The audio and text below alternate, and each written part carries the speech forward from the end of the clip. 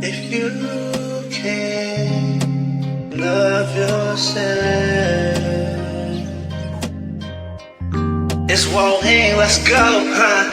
If you can love yourself, you can't love nobody else. If you can't love yourself, you can't love nobody else.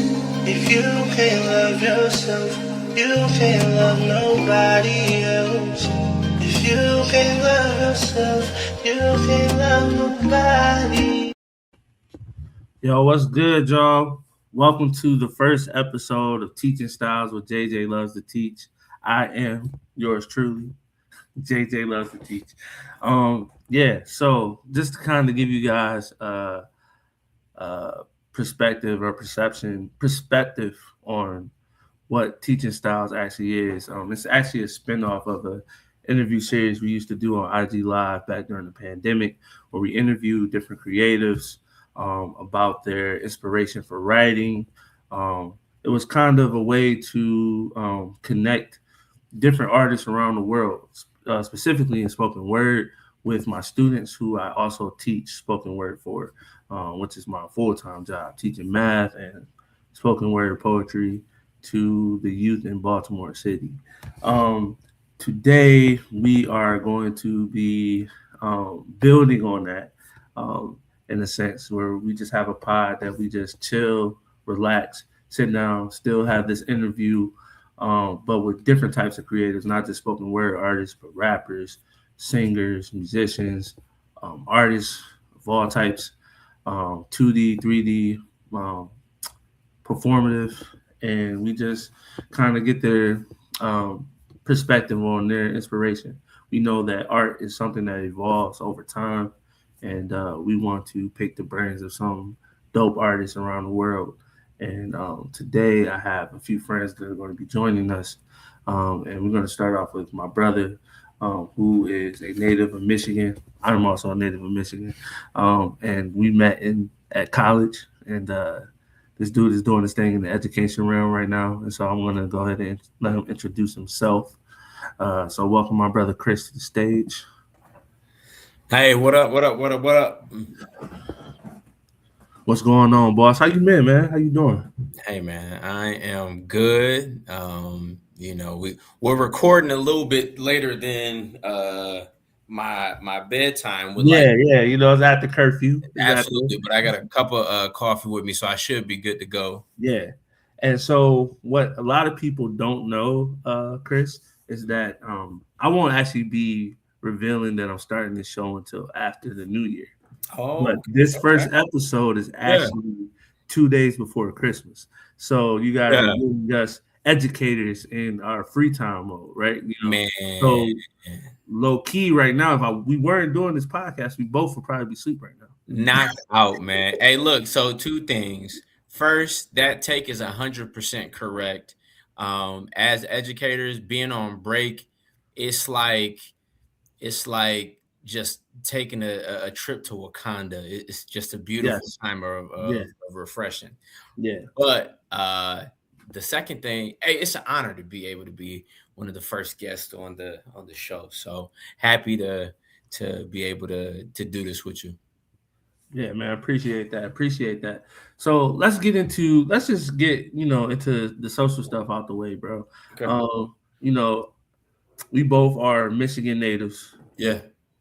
fans of all the Detroit sports teams. Let's go. You know Absolutely. what I'm saying? Absolutely. Uh, I'm gonna start with the negative note. 'Cause I want to end on a positive note. I love to end on Yeah, positive yeah, yeah. notes. You know what I'm saying? So the 2025 has been a year Mm. for Detroit, man, especially Mm, in mm, mm, sports. mm, mm, mm, mm. Like it's been a really really good year for Detroit sports, Yes. specifically in the three major American sports: baseball, football, and Mhm. basketball for Yeah. sure. Yeah. Um, and so let's start with baseball, man. You know how shocking was it to see Detroit do this big turnaround, specifically uh, from last season, and make it to the playoffs after being so terrible in 2024? Right? They were Yeah. terrible. Man, had this comeback, terrible during the summer, had this comeback in the fall of 2024, making the playoffs, almost doing the upset in that first division, but losing, and then coming around this season.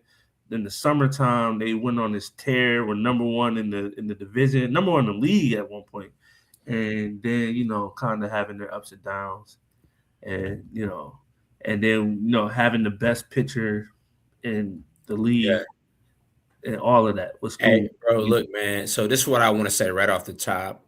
My feelings about the Detroit Tigers is kind of similar to my feelings about white people and Elf. Um, uh, Elf was such a popular Christmas movie. It is one of the best movies of all time during Christmas season, but I have never seen it before. Moving on. So all I have to say is go Tigers. I'm so glad what I have heard about the reports from you. Yeah. It's crazy because to be honest with you, Chris, the reason why we started with baseball because I ain't that far removed from you, bro. I'm as casual as casual fans come. I know about the Tigers and the Tigers only. You start spitting. All right, what team did Babe Ruth play for in 1919? I'm like, bro, I have no clue. I don't know. I know he was the home run king until Hank Aaron, black man. Look, absolutely. But Satchel Paige, Hank Aaron, I know nothing King else Griffey about Jr. Babe Ruth, bro. I'm as casual as they come. I can tell you about the Detroit Tigers right now. That's absolutely. I don't got much for you my way. Don't ask me about who won the World Series this year. I don't know. No idea. Was it the Dodgers? Was it the Dodgers? Was it the Dodgers? I think it was the Dodgers. I think it was the Dodgers, and I know that because the owner of the Dodgers is from Lansing, Magic Johnson. Wow. No, we about to look this up because we ain't gonna go. Yeah, we can't play with that. With podcasts, and when we get money, we got money like the big guys like Shannon Sharp, and we can have somebody in the background looking up stats for us. But we're gonna see who World Series champions. Let's see. In 2025, you gonna see who that is. The Dodgers won. Let's go. only one loss in that series. Only one loss in that series. That's it, man. That's all I got. Two losses in that series. Look at that. Siri thinking I'm saying series. Look. Series. I'm saying series. I'm saying series. That's all I got for you. Yeah. That's all we know. We know the Dodgers won. Yeah. And we know the Tigers did better. They was bold. But and then moving on though, that energy I think started with Detroit. Detroit has been the Lions. Yeah. Starting on for the last 3 years have been a very surprisingly dominant team for the last 3 years, man. Look, here's a hot take, bro, and this is a stupid take, but it's a hot take. It's something that I feel. I don't know it, but I feel it. I think Jared Goff is one of the best quarterbacks that we've had in quite some time. But I have to say, as a lifelong Lions fan, I believe that I've never had the opportunity to see the Lions with a quality scrambling quarterback, a quarterback that could move those chains by the pass and could get it through the mud with the rush. My best analogs of a passing / running quarterback is Charlie Batch, an aging Dante Culpepper. That's all I have for you. Then we have Garcia at one time. Yes. And that's all he did. That's why he was hurt all the time. All he did was scramble. My man's ran options every play. And to be honest, to be fair, we got Garcia kind of in his prime, out of his prime type of deal. But he was going crazy with that run, bro. You're not a long-term quarterback. No, I said passing. Look, all these black quarterbacks, we are in a renaissance right now. Yeah. I want one of them. That's fair. Hey, man, listen, I'm I was always on the hate Jared Goff train until this year, bro. No, I mean, like because he's been top 5 every year. No, I mean he's legitimately in all great, those, bro. In all those stats, bro. But yes, it's tough. It's tough because at the end of the day, what people are going to say about him is what people said about Matt Stafford. Like, correct. When it comes to the big games, he can't show up. And I would like to disagree. I would like to disagree, but the proof is in the pudding, bro. And look, I can't say if it's Dan Campbell's decision making or if it's just Jared Goff not being able to show up at the right times. Yeah, it's tough. It's tough, man, because there are a lot of factors that have been put into it. Yeah. I mean, but you can't turn the ball over 5 times either. Come on, bro. You know what I'm saying? Against a team that nobody expected to be in the playoffs. Come on. I mean, look, bro. I know we got a tough division, but like we had expectations to win the Super Bowl. Yeah, this year, yeah, for sure. Like that's crazy, bro. And now I'll take the pick. I'll take the pick. Yeah, so. I think that Detroit is a couple young players away from being the team that they can be. My expectations for Detroit haven't dwindled, even if we don't make the playoffs this year. Yeah, I think that we need to heal ourselves. Hold on one second. Yeah. I knew it was gonna happen. Noise started playing, but it's cool. We gonna keep it going. Shout out to my wife. She walking in and stuff. But anyway, is the bags making noise in the background? We gonna edit that out. We good. All right, so let's move on to the team that I know Chris knows the most about. Come on, stop playing with me. Chris knows the most about. Absolutely. We sit here. Let's talk about the team that really made the biggest turnaround in the last 2 years. 3 years actually. From when Detroit was actually balling that first year when they went crazy, and I'm like, whoa, Detroit is like that. The Lions is like that. The Lions was going crazy. First year, the Lions was going crazy. That was also the year Hard Knocks.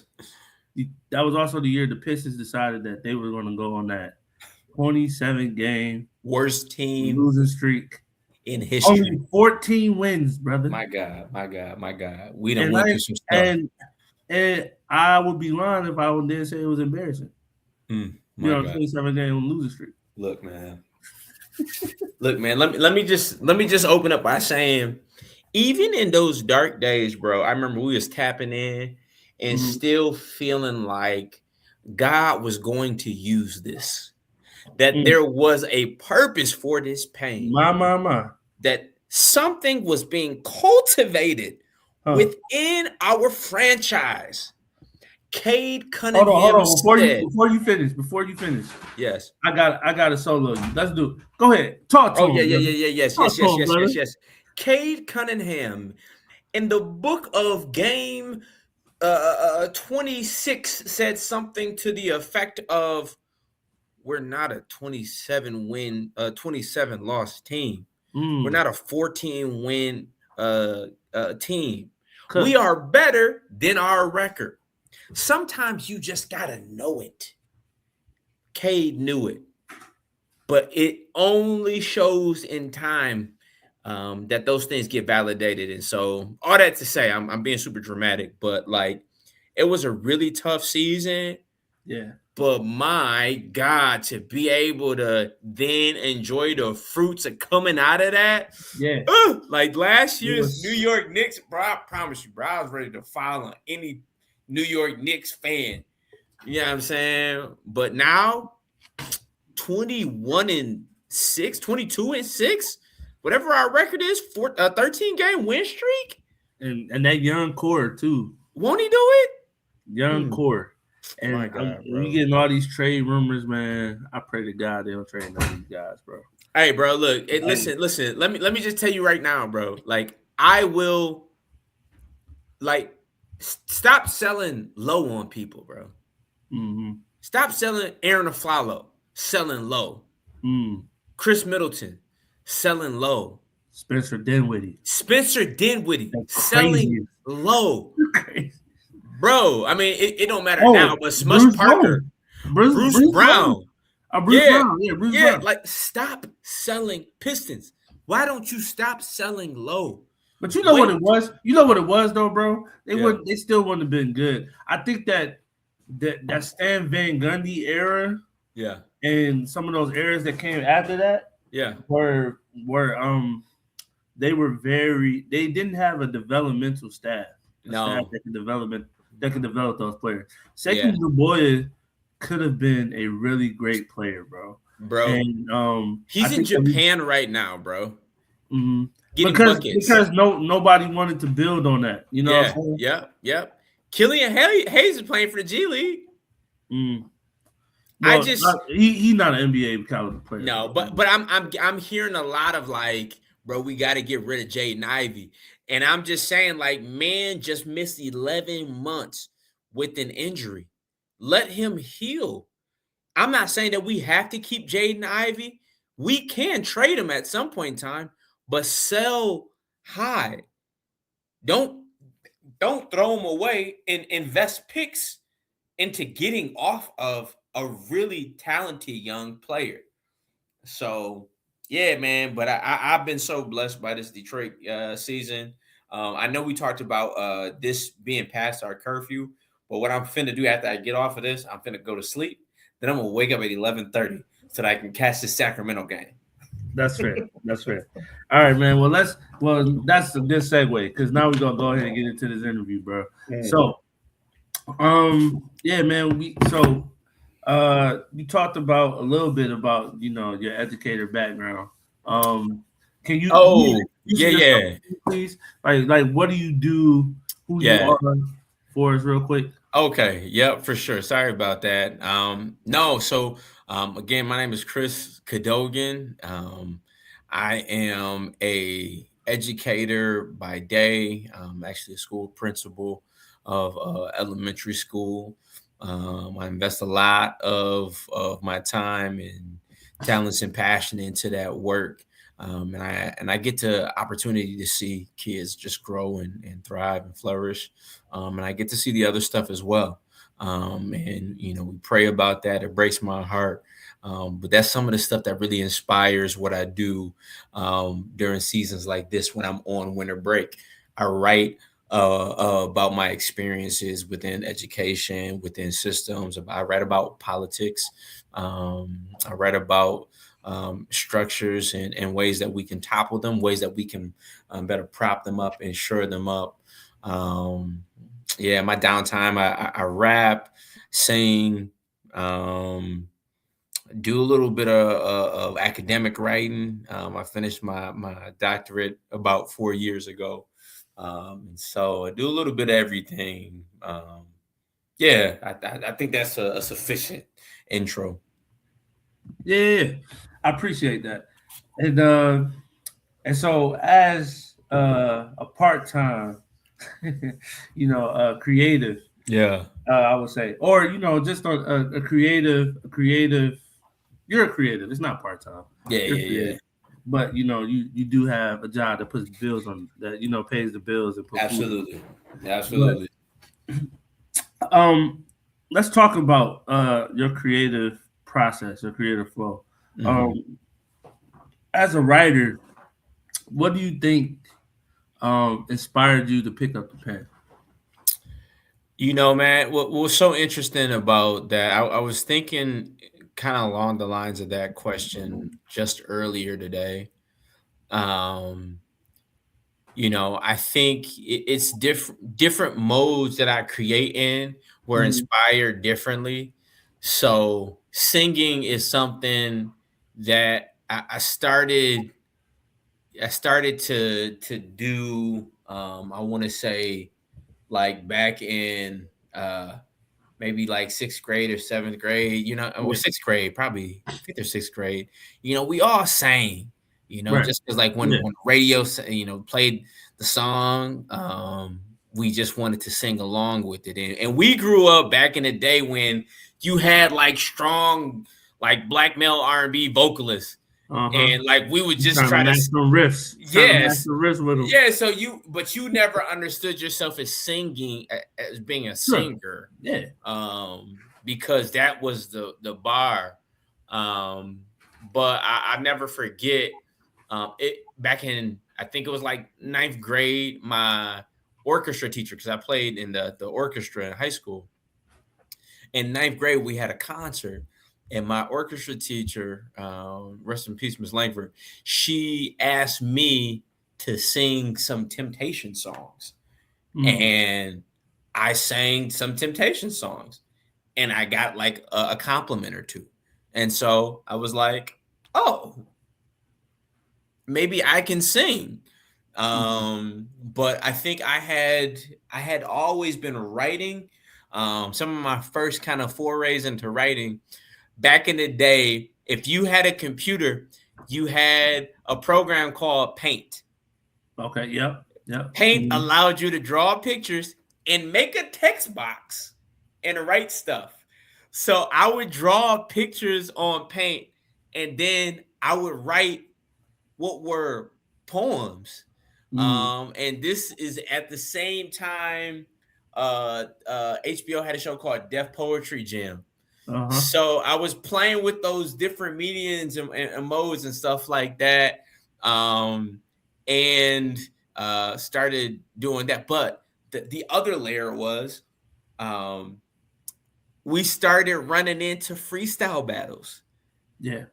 There's a brother by the name of Murder Mook, Mm. Sirius Jones. So we're watching that, and literally we just freestyle.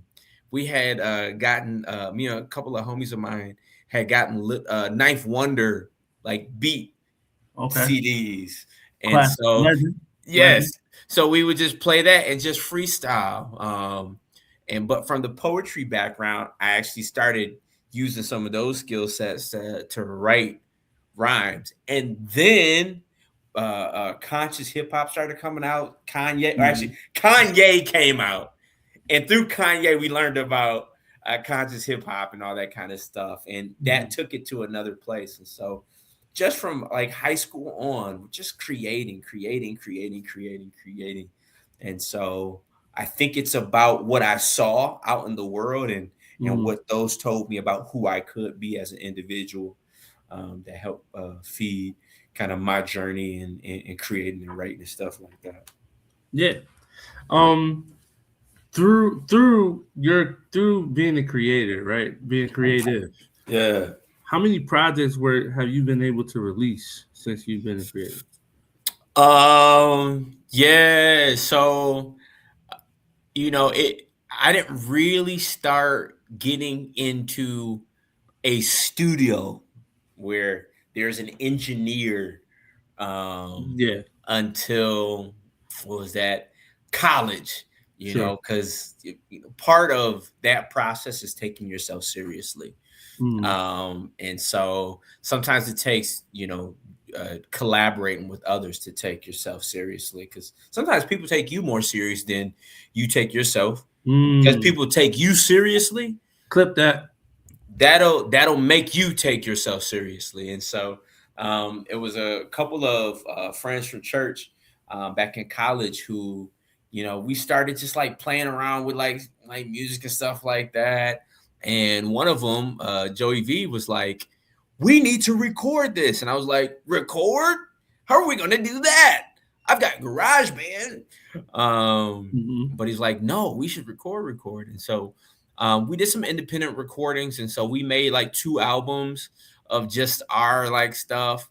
Um, but like in that process, hanging out with Shaw, I was like, bro, I don't need white people to validate the seriousness of our music.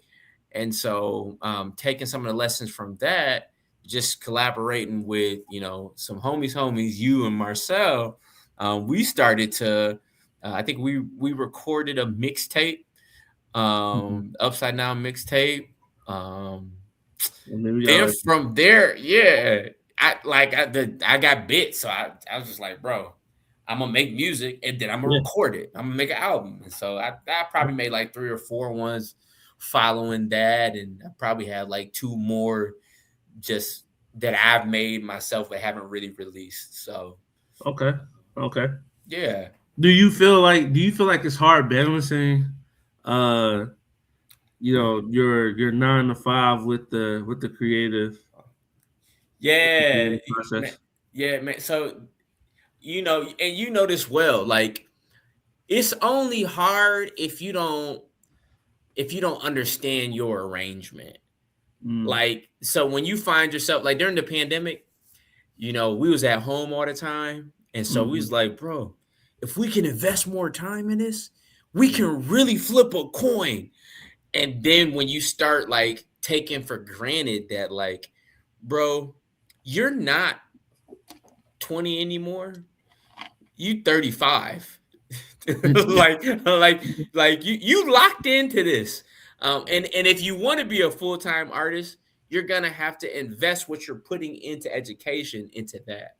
mm, And so for me, I exist in these two spheres, education and creativity, and see them as kind of mutual ministries to one another. They feed mm, into each other. So what I end up doing in schools is a work that fully exhausts me, yeah, but I find during like breaks that I get this creative energy that bubbles up because there's two different parts of my brain that are at work. And so most of the projects that I like, I'm now probably in year 4 of making an album every summer. And yeah, so I made an album last summer, but it just haven't released it yet. I'm still working with my mixing and mastering. But mm, I always just try to find or I find that I'm able to just create during these rest times, and it actually helps the rest to feel like rest because I'm activating a part of me that feeds my spirit and stuff like that. If that makes any sense. yeah, yeah. I think that it's interesting that you bring that up because I feel like when it comes to the creative process, and this is for me, I'm talking about me specifically, Yeah. and but I find myself in those moments where I'm like, why do I feel like this is harder at this age than it was in my 20s? Or Yeah. you know, I know the urgency because of what I do in my 9 to 5, and so I Yeah. know the urgency in which I must maximize my time when I'm free. Like let's say this break here, Yeah. or in the summertime, right? Well, Yeah. now I'm on my fourth, fifth year. I'm making an album every summer, and Yeah. I've made 0 albums. Yeah. Yep. And I mean, like, and I have individual individual song singles, and they don't tell a story the way that I want an album to, and but at the same time it's like, and I tell my students this all the time, it's like, let's normalize producing and completing, or putting out there unfinished projects, Yeah. unfinished pieces, Like I Yeah. have students now, Mr. Jones, I got this poem, I ain't never finished Yeah. it. Yeah. Read it. Yeah. I don't want to read it because it's not finished. No, let's normalize that. Read it. You know what I'm saying? Yeah. You might Yeah. find something here. You might get the feedback here that you need to come up with that ending that you need for that piece. Or Yeah. you need to change that piece, or if Yeah. it's a song, like you might come up with the ending for that song if you, hey man, hey, look, come listen to this track I've been working on, And I find myself dealing with that a lot, like uh trying to get it normalized for my students, but not normalizing in my own life. And Yeah. That's good. unfortunately. And so but I do think that there's power in uh spitting, or you know, I don't know another way of saying it besides producing, but putting it out there, Yeah. some of those unfinished pieces so that Yeah. you get feedback, because maybe you're thinking in your head like this is not gonna go anywhere. And Yeah. somebody else like, dog, that could cook if Absolutely. we did this. So yeah. Yeah. Well, and what's so interesting about you saying that is many of the projects that like I did are just me uh taking stuff that I've made from past seasons, adding stuff to that, and Mhm. then completing that. You know what I mean? And so one of the things I'm doing, I stay with in Apple we call it notes, but Google would call it keep. But I stay writing stuff, Yeah. or Yeah. making voice memos, and Yeah. just not necessarily knowing where it's gonna go, but like as soon as somebody give you a beat, you got it in Google Keep, pull it up, Yeah. let's go, And then for us as educators, like if I got the summer and you send me a beat, bro, I now actually have extra mental capacity.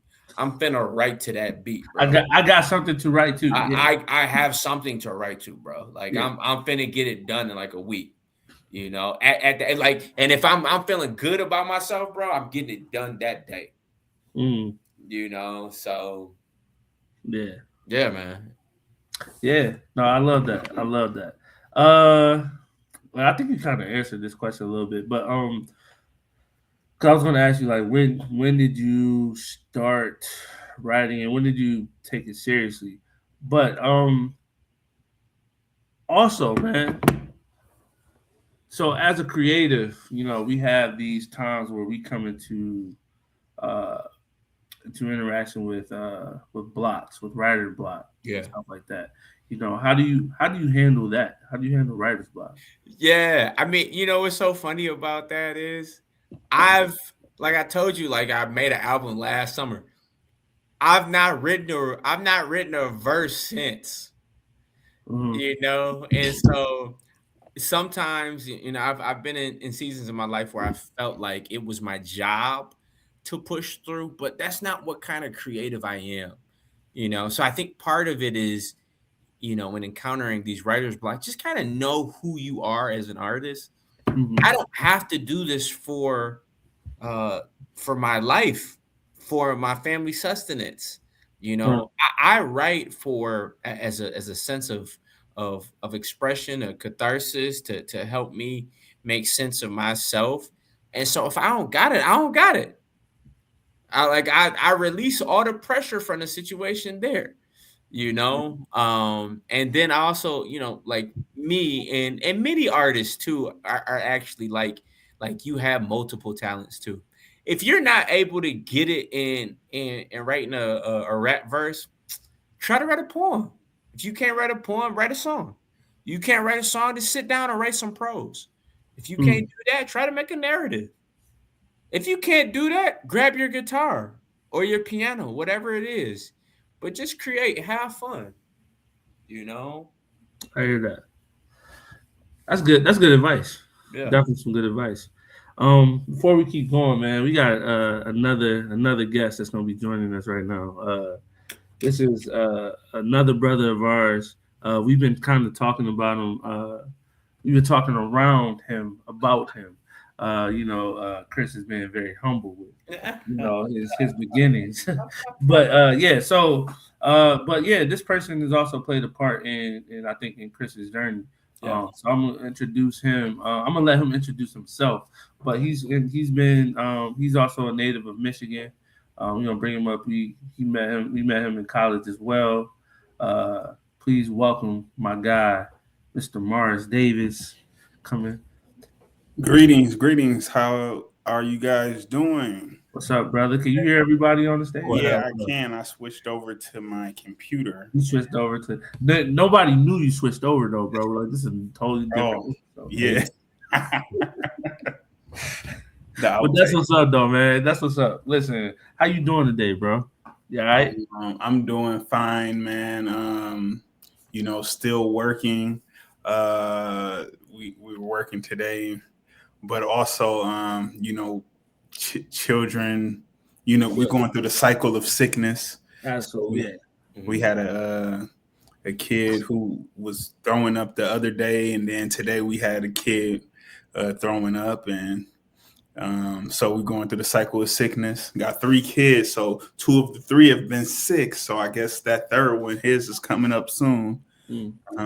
That's that family life, bro. Yeah, You want to hear something funny, man? This is kind of a off topic a little bit, but as I'm looking at us right now, man, like I saw a meme the other day that was like, not a lot of people can say that they've had friends for 10 plus years, and I'm thinking like, yeah, you're right, but I got two of them right here.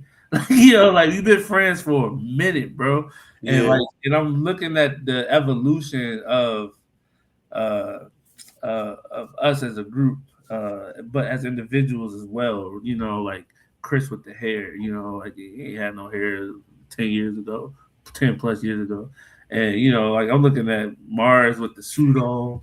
And I'm like 10 plus years ago, this dude was in sweatpants and a t-shirt punching me in the stomach because LeBron just scored on Dwight Howard. Dwight Howard, yeah.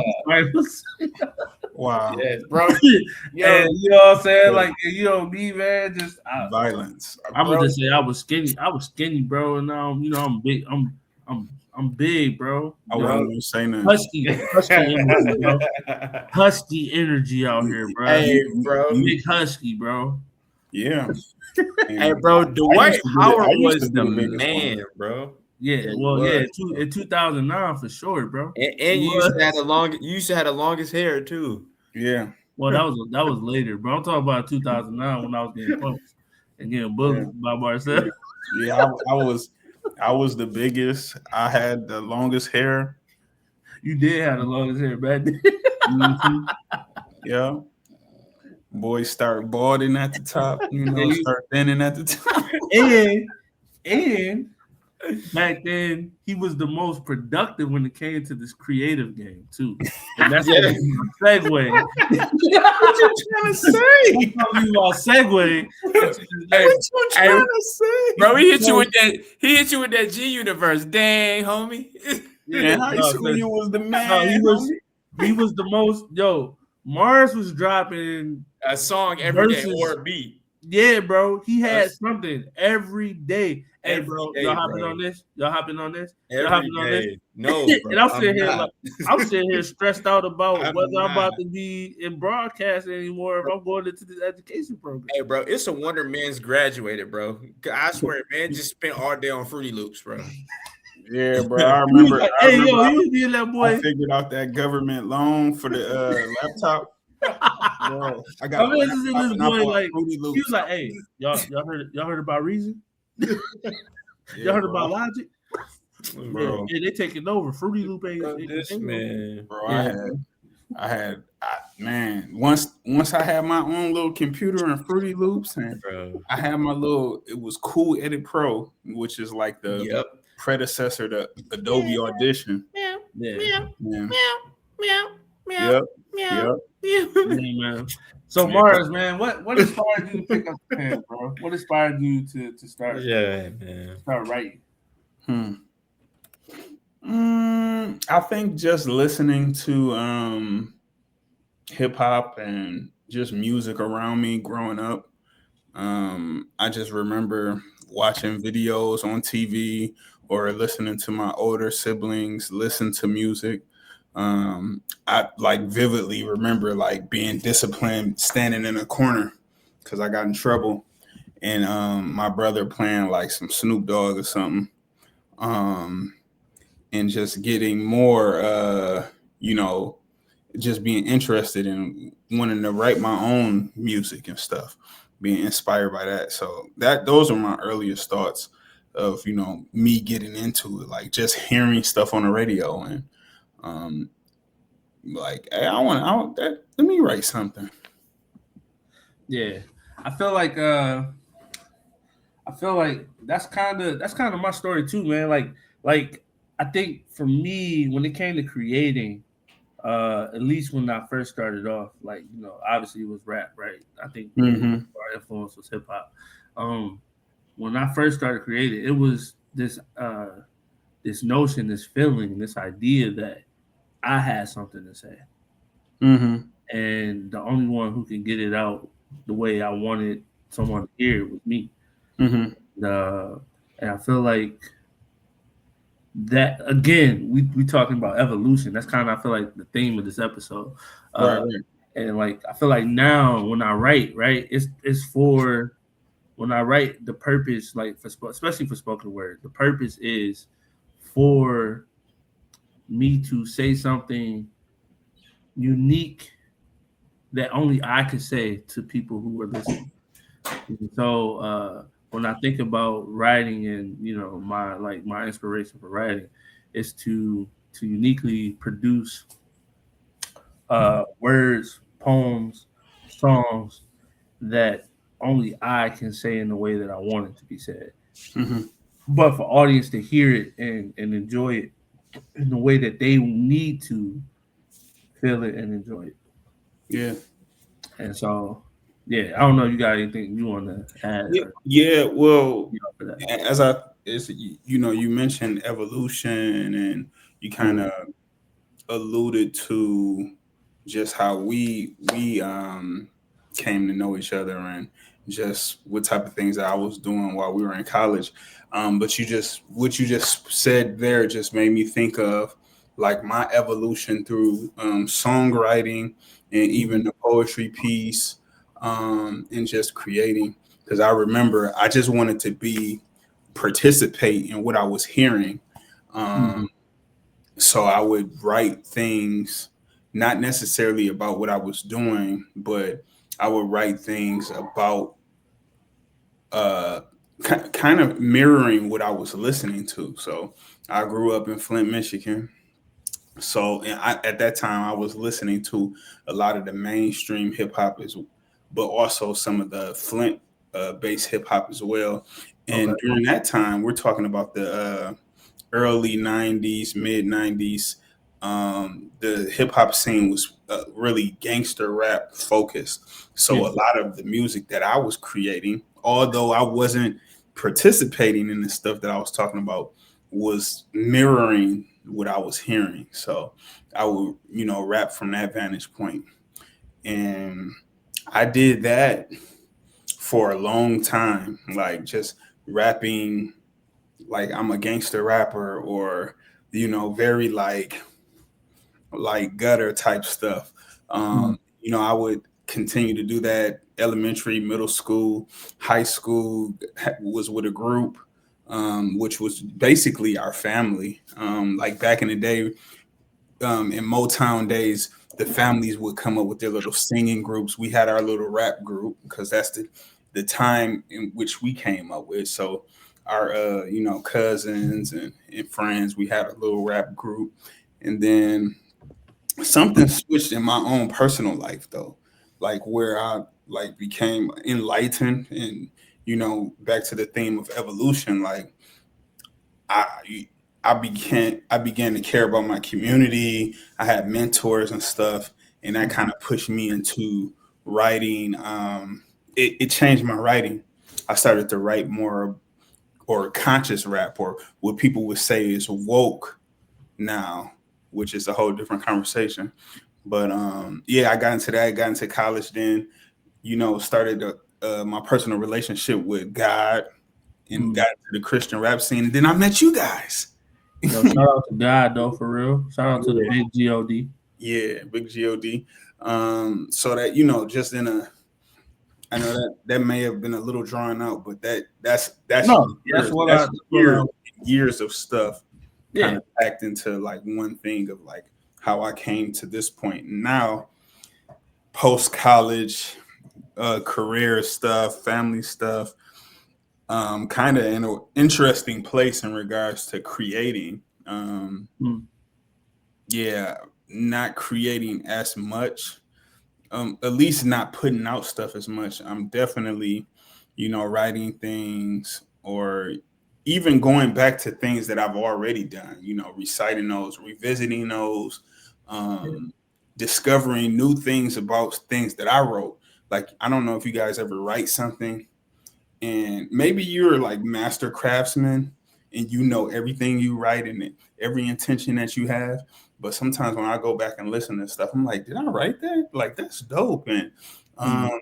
wow, I'm finding new meaning in songs for myself that I wrote for myself. So That's pretty dope as well, which encourages me to create more because although this stuff is for other people too, we can Mm. share our stories with other people. I think it's also encouraging for ourselves as we create. Yeah. How many projects have you Oh my released god! or are made Oh as a man! creator? Oh, let's see. There's a project that I released like years. So I put 2009 on this project, but I Okay. didn't release this project until like what 2024, 2023. This the The Red Planet, the Red It's Planet All one? Right, the It's All Oh, Right EP, okay. where I stole a song from Chris that's actually his, the Fix You song. And I actually opened up the project with that song, I think. Mm. But yeah, the It's All Right EP, the Pray EP, the Love track or the Love Project. Um, I mean, I still want to revisit this whole Kwanzaa project piece. Um, Which you gotta count it. yeah, yeah. I mean, but it's like it's not a full project. It was something done on the Rest in Peace Voisey, done on the Voisey app, um, to like collaborate with folks to do some music, in the spirit of Kwanzaa, spirit of collaborations, spirit of self determination. Mm. Just taking that and doing, making it mine, and Mm. uh, allowing, giving people the opportunity to make it theirs and collaborate. So not outside of that, not a lot of official projects out. I mean, when we were in school, I did a lot of like little track, like I guess people call them freestyles now, because they weren't really. I didn't have a lot of songs. It was just me rapping over beats. Mm. So I got so many of those. Maybe I should release that as a project. Do a little compilation, huh? Hmm. Yeah, man. It's funny that you brought up the Kwanzaa joint in Boise because not not specifically talking about Boise, but Chris was saying earlier, like during the pandemic, we had this time where, we were in these creative spaces and we had the time to actually tackle some of that. And then, we talked about like during those times we would have, and not just during those times, but like even like during summer vacation for us educators, we got summer vacation, we got Christmas break, all that stuff, where we have this time to actually create and unhindered by work and stuff like that. And we feel like we can. I feel like at least I know that I can talk for myself specifically that I'm more productive in those moments than, hey, I got this beat for you, but it's the middle of April and there's no breaks coming up. Yeah, You like it, yeah, you just dang man. yeah. Whenever I get to it, I get to it. And like I think about Voisey and what Voisey was able to do for creatives in that time, and this is, Voisey ain't paying me to do this, but you I know, mean, they can't. Like, they're Snap- gone. yeah, Snapchat bought them out and then shut them down. But Yeah. uh, yeah, but they gave us a platform when everybody was like, "Yo, we got these projects. This is the project we doing. Who can collaborate on this, and that?" People was coming out the woodworks, writing and getting creative with how they were producing stuff. When we did the Kwanzaa thing, I think that was some of my best work, bro. I'm like, dang, I gave some of my best work to Mars. I didn't keep none of that for myself. Yeah, we really definitely need to revisit that and put Yeah, that I out was like, I was like, man, these features on here, bro. And like, and to actually, I was actually going to talk about this a little bit, but I didn't know how to kind of segue into it. But I mean, I think talking about Boise was like kind of the perfect way to do this. But for Mars, this question is for you, man. Like, how how is it coming up with concepts and ideas, and then having other people take your work and try to produce with it. I Like, don't know if that's clear. Let me give you an example. There's a song from the Kwanzaa album, right? From the snippets. yeah. You were like, "This is what I want." I can't sing. JJ can sing. Chris can sing. This person can sing. This person can sing. I need y'all to sing this. And then you would give me the recorded track if you sing it, and I'm like, yeah, I'm not singing it like that. I'm gonna sing it like this. Love Yourself, the intro to this pod. Like that was like shout out to Mars. Mars wrote that. That whole intro. Love Yourself. Mars wrote that. But I performed it, right? And the way that it was originally presented to me does not sound anything like what you hear on that track. But I was like, cool, you want me to do this for you? Yeah, you my bro, I got you. And I came up with a way to figure out how to make it work on that track. And I did it. You know what I'm saying? But like how is it? Because I've written for people and it also sounds a lot different from what I wrote, you know, and like, but it comes out great, but you know what I'm saying. But it's other people taking a totally different direction than this. Yeah, I mean, it's you have to be vulnerable and open to other people's interpretation. I would say most times that works out. Sometimes it's like that don't really sound good, you know. But for the most part, when that happens, when I'm collaborating and I'm writing something and I have a vision, and people do their thing, it typically works out. And it's just one of those things. Like I say, you got to be open, and I think you have to also pick your collaborations. Like, or if you have an idea, you have to set yourself up for success. Like, can this person execute that idea?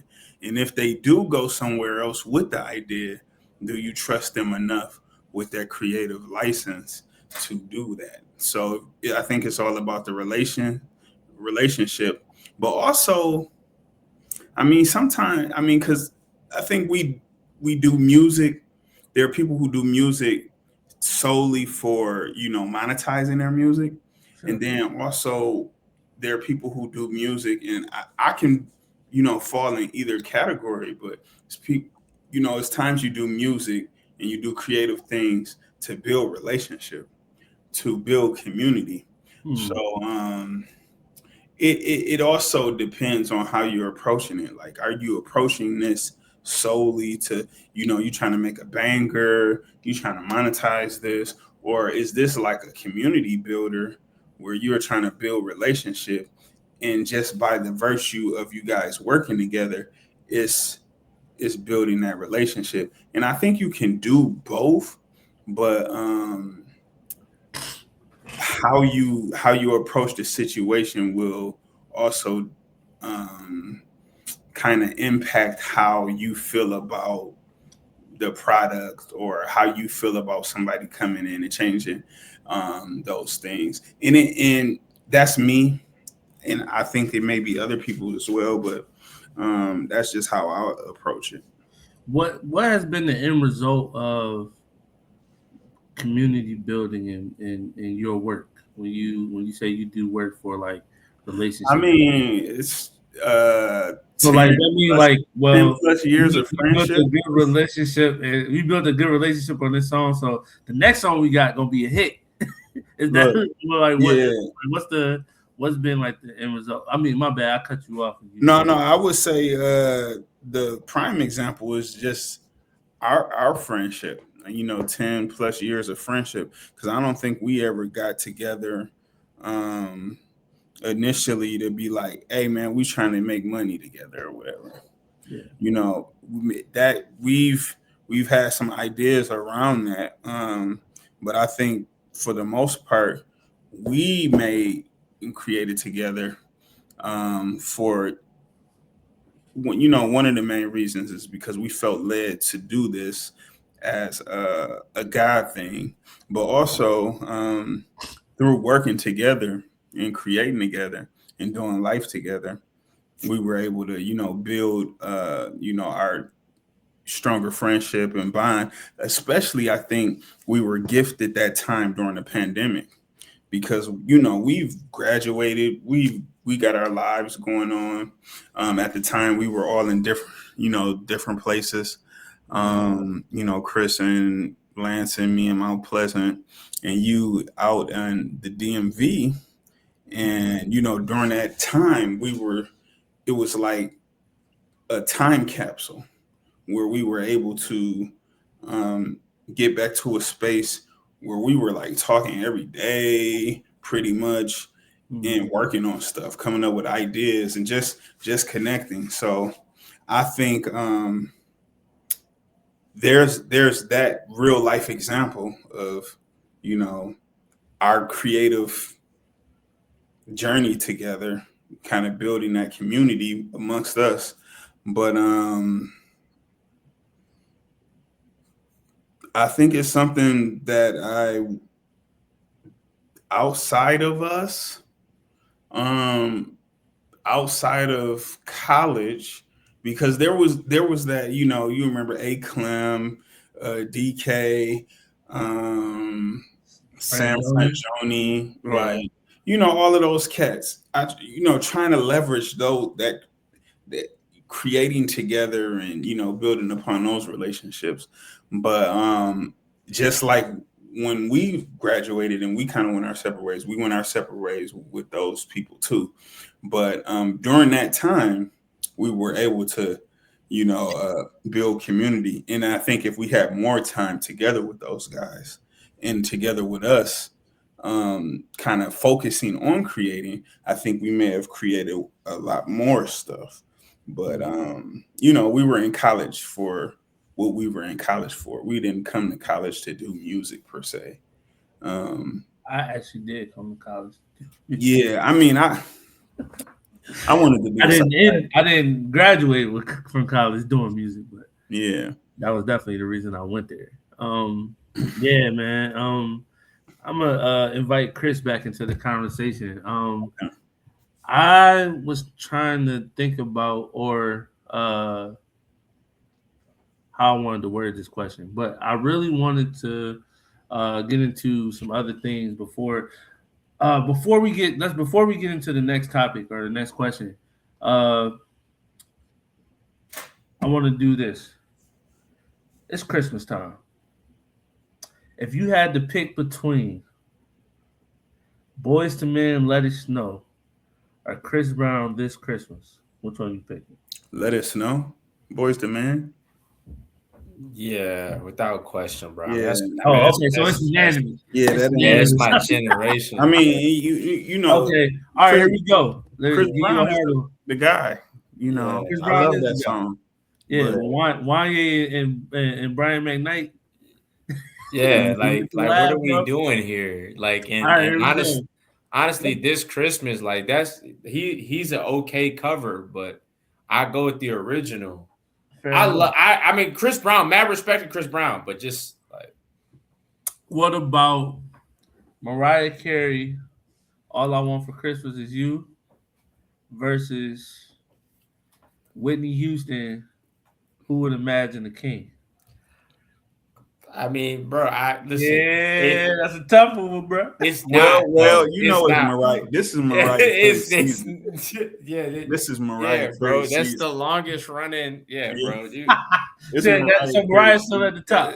Yeah, I mean, you can want to give her the respect, but like ultimately, what? It's Mariah's. Okay, all right. So it's unanimous. It's unanimous. It's Jesus and then Mariah Carey.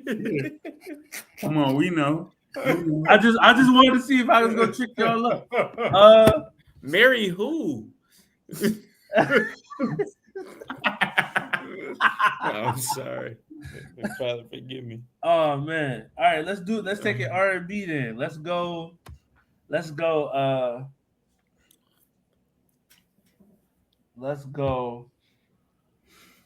My favorite song, Donnell Jones, Where I Want to Be. Oh, going into not versus. Christmas. R&B, yeah. Just No, we straight go up R&B, straight R&B. Donnell Jones, Where I Wanna Be versus Tevin Campbell, Can We Talk?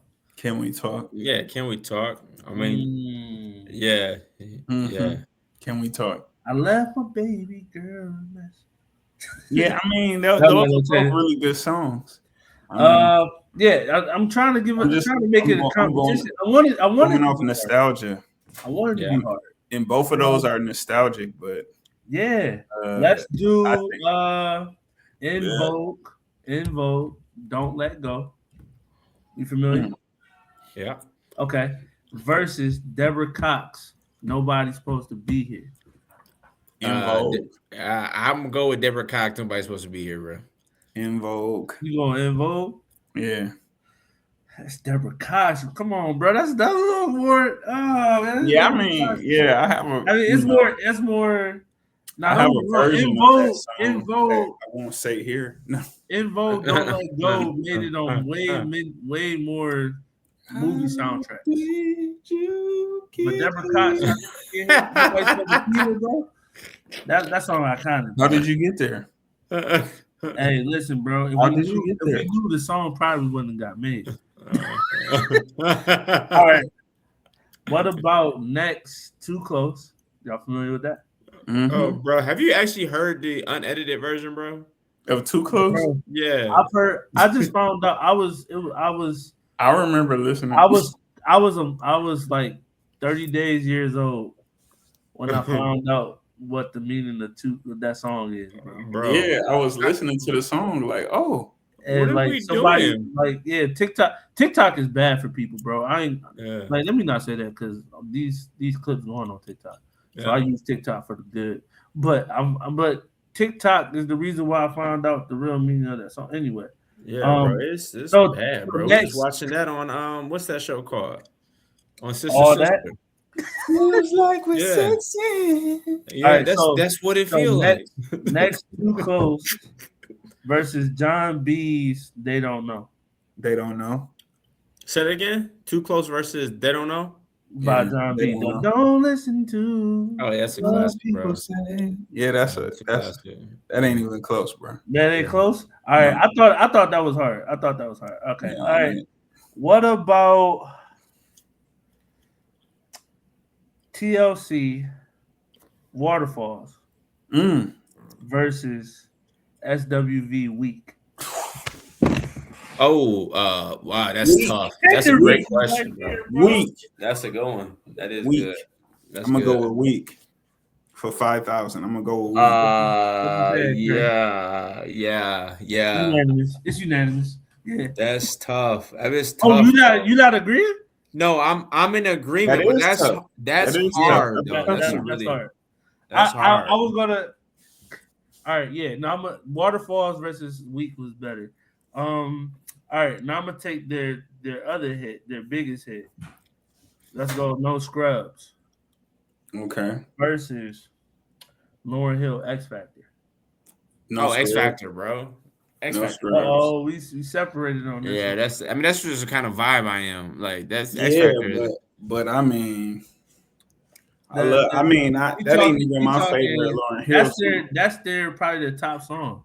A scrub is a guy that thinks. Yeah, I mean, Versus an iconic song from 94, 95, bro. what about No matter how I think. Yeah, come on, bro. It's gotta be X Factor, bro. I love X Factor. That's a great song, bro.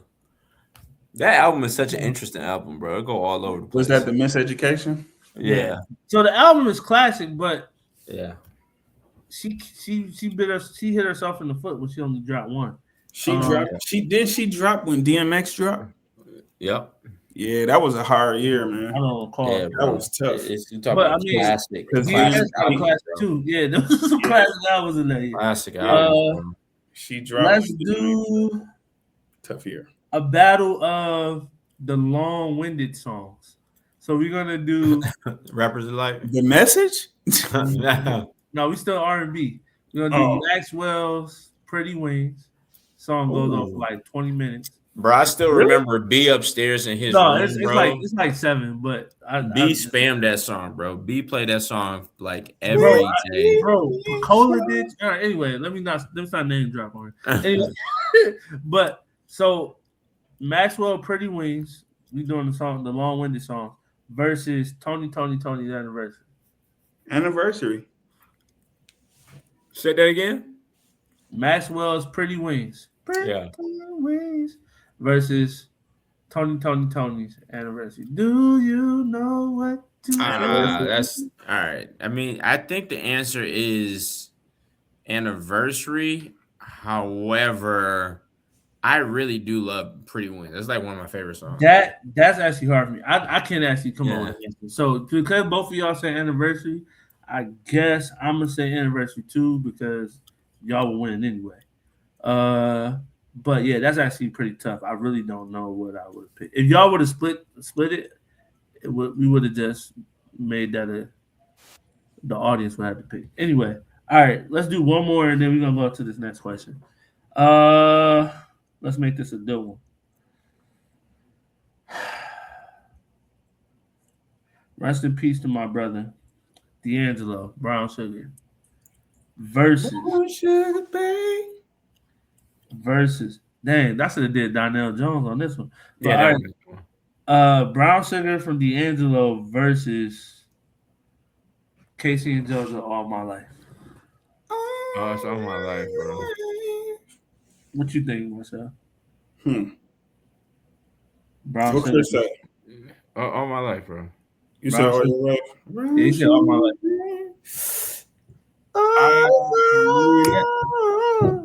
That's a tough one, man. Yeah.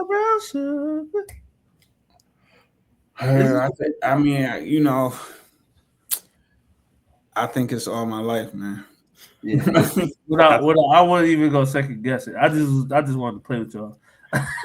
But yeah, no, it's definitely All My Life. I'm trying to find a song to go with. All right, here we go. Give me y'all what y'all think is y'all most popular New Edition song. Can you stand the rain? Can you stand the rain? You said every little step I take. Mm-hmm. Wait, hold on. Is that Bobby Brown? No, that's New Edition. New Edition. Okay, every little step I take. Yep. And you said Can't Stand the Rain. All right, let's do both. I'm gonna put both of them up against this. Montel Jordan. This is how we do it. You know I gotta go with the noob. Oh, every little step I take versus this is how we do it. They ain't even the same. That ain't fair. I would give you Can You Stand the Rain. This is how we do it. Yeah, over every little step I take, yes. Yeah. But over Can You Stand the Rain, I think I'm gonna go with Can You Stand the Rain. New Edition. For sure. Sing Can You Stand the Rain. What? Sunny days. Yeah. This we know for sure. This we know. You stand the rain. Over This Is How We Do It? Yes. It's two different vibes, bro. Hey, but look, man. I'm going over iconic songs, bro. All right, one last one. This is my last one, and then we're going back into these questions. All right. Can You Stand the Rain, New Edition, versus Can You Stand the Rain, acapella Boys and Men. Ooh. I love Boys and Men, bro. Wait, hold on. How that Boys and Men joint go? It's literally the same song, but it's acapella. Better. It's acapella. It's better. Ooh. If my stuff would play on here, I could have played it for y'all. All right, fellas. I'm gonna go with New Edition. Zio, I don't know if you can edit this out, but I gotta get out of here. I'm about to. My bad, bro. Collapse. Right. Let's do this last question, then. We're gonna get up out of here, bro. Yep. Yeah, Chris be up at 5 a.m. All right. This is what we're about to do. Last question, man. Listen, we've been talking about our creative processes and what has been inspiring us, man. Listen, if in 2026, we're going to talk about 2026. In 2026, what do you think the role of the Black creative is? Man, I'll just... Is it necessary that the black creative has a space to create just for, or has a space to create for black audiences only. I think definitely black creatives should have that option, but I feel like whatever it is, I think that black creatives should not be. They should be able to do whatever they want to do. You know, if they just want to create, just for fun and just be joyful and happy and Mm-hmm. or entertain, or if they want to make money, Yeah. or if they are activists and their art is for the culture and their art is uplifting and all of that. I think they shouldn't be boxed into one thing. It's like they should have the option to do whatever they want to do with their creativity. Um, yeah, that's my take on Yeah.